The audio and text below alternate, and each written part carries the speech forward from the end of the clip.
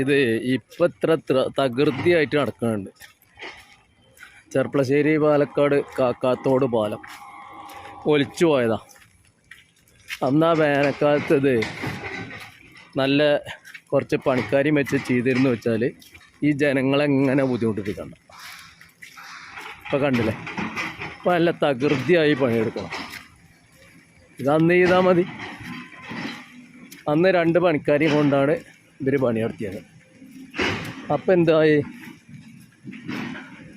മഴ ഗംഭീരമായിട്ട് അവിടെ പെയ്തു, വെള്ളം ഒന്നിച്ചു വന്നു, പാലം ഒലിച്ചാണ് പോയി. ആ പാലം ഒലിച്ചു പോയതിൻ്റെയാണ്. ഇപ്പം ജനങ്ങൾ ബുദ്ധിമുട്ടിയും കൊണ്ടേയിരിക്കും.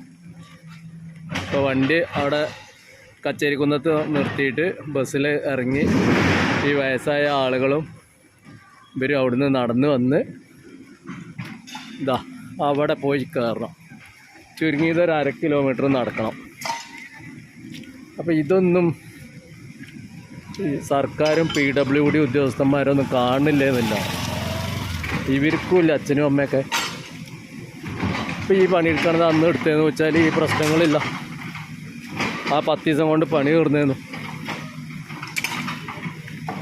അപ്പോൾ പ്രതികരിക്കേണ്ടടുത്ത് ജനങ്ങൾ പ്രതികരിക്കാത്തതിൻ്റെ വിഷയമാണത്.